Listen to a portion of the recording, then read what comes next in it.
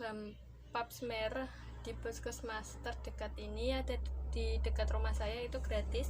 Akhirnya saya mendaftarkan diri ke ikut pap smear tadi ya.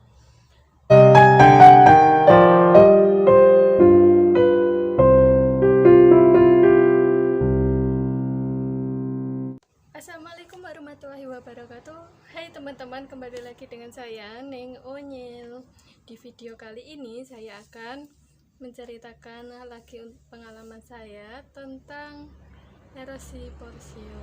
Jadi erosi porsio sendiri adalah infeksi mulut rahim yang terjadi karena bakteri jahat itu lebih banyak daripada bakteri baiknya. Nah, waktu itu saya merasakan ada yang aneh dalam diri saya, nggak biasanya ya seperti itu. Waktu itu saya ngeflag di luar jadwal di luar jadwal head, soalnya saya nggak pernah ya seperti itu.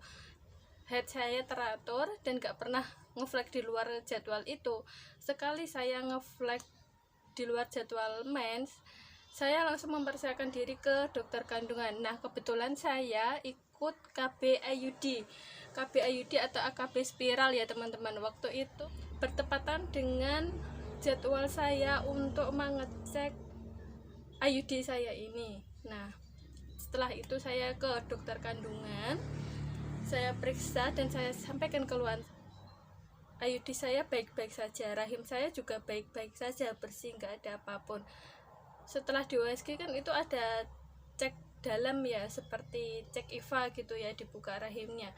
Nah, ternyata di situ dokter baru tahu kalau saya itu terkena erosi porsio. Tapi saya itu seperti sariawan ya, tapi punya yang saya alami itu sedikit. Soalnya saya sekali merasakan ada yang aneh itu saya langsung periksa. Jadi nggak sampai parah gitu ya. Ada teman saya yang sampai parah dan dia harus dioperasi juga untuk membersihkan erosi porsio ini. Nah, waktu itu saya konsul ke dokter, ternyata yang menyebabkan erosi porsio ini adalah penggunaan panty liner gitu ya teman-teman.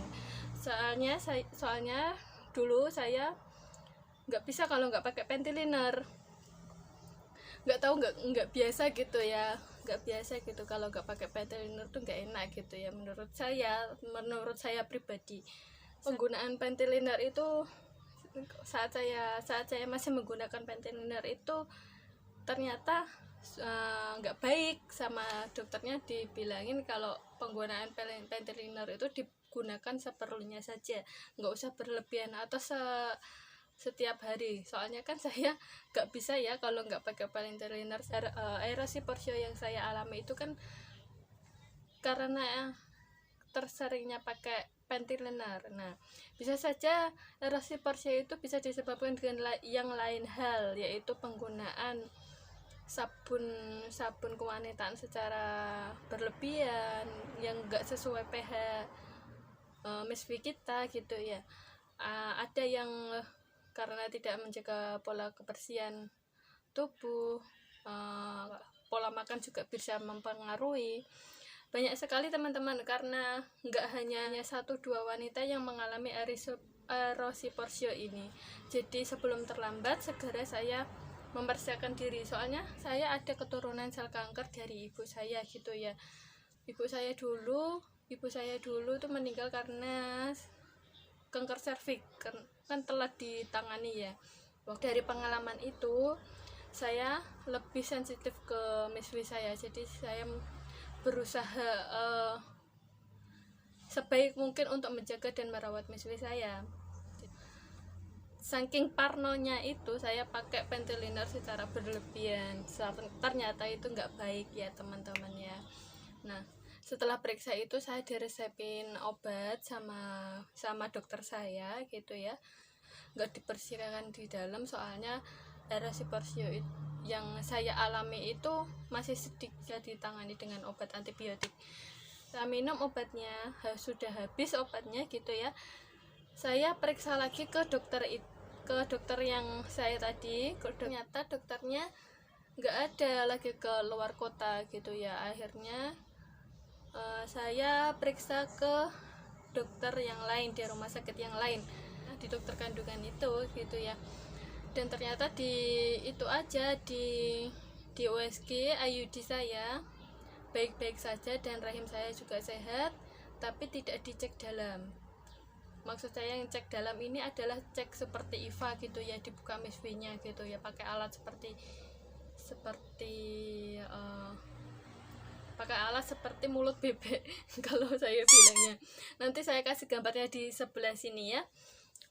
Nggak diperiksa pakai alat seperti itu, hanya di USG saja. Dan saya sampaikan keluhan saya pernah terkena erosi porsio tapi tahapnya belum parah gitu ya.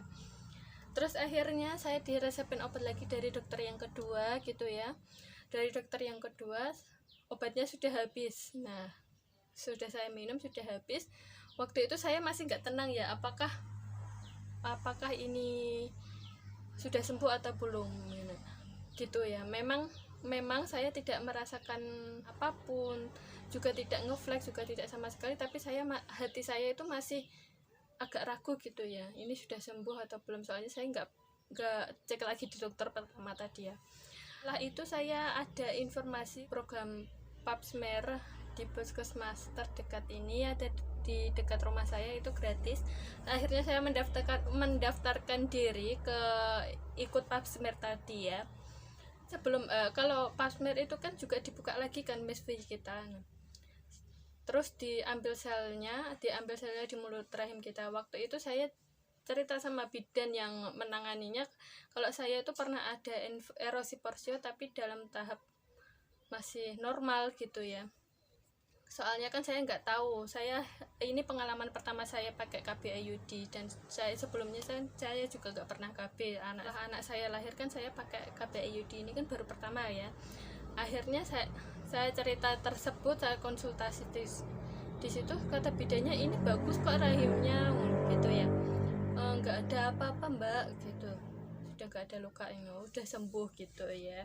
Alhamdulillah teman-teman, dalam waktu 2020 kemarin saya sudah dinyatakan sembuh dari erosi porsio karena penanganannya belum terlambat. Nah, jadi teman-teman kalau ada gejala-gejala tentang erosi porsio, gejala-gejalanya adalah ngeflek di luar jadwal men, atau mungkin kalau yang sudah parah itu ngeflek setelah berhubungan gitu ya. Jadi sebelum terlambat, baiknya kita konsultasikan dulu ke dokter kandungan supaya cepat tertangani gitu ya teman-teman ya. Nah ikut IVA juga merupakan saran yang baik ya buat kalian, karena IVA itu adalah cek dalam, cek MISV kita, apakah MISV kita itu dalam keadaan baik atau yang tidak baik, dalam keadaan normal ataupun abnormal gitu ya. Para wanita yang sedang menonton video saya ini, saya sarankan jangan pernah takut untuk cek IVA ataupun pap smear, karena itu demi kesehatan kalian sendiri, demi kebaikan kalian sendiri, agar kalau ada apa-apa itu nggak sampai terlambat gitu ya teman-teman ya. Soalnya kanker rahim itu diketahui pas waktu sudah tahap akhir, sudah stadium akhir gitu ya. Naudzubillah min dzalik. Semoga tidak terjadi sama kita semua. Yang penting kita jaga kesehatan, jaga pola makan, banyak minum air, kesehatan dan kebersihan MISV kita ya. Jangan sampai terjadi pengalaman saya ini, cukup saya saja yang merasakannya, walaupun masih dalam tahap normal, tapi kalau dibiarkan nanti akan terjadi yang tidak diinginkan gitu ya. Oke, sekian dari video saya hari ini. Saya baru belajar in frame di sini. Mohon maaf untuk audio yang mungkin kurang keras atau kurang gimana, saya sudah berusaha yang terbaik ya. Saya akan terus mencoba untuk memberikan informasi-informasi kepada kalian semua. Nah, jangan lupa subscribe channel ini dan nyalakan loncengnya agar kalian tidak ketinggalan di video-video yang saya upload. Terima kasih. Wassalamualaikum warahmatullahi wabarakatuh. Bye bye.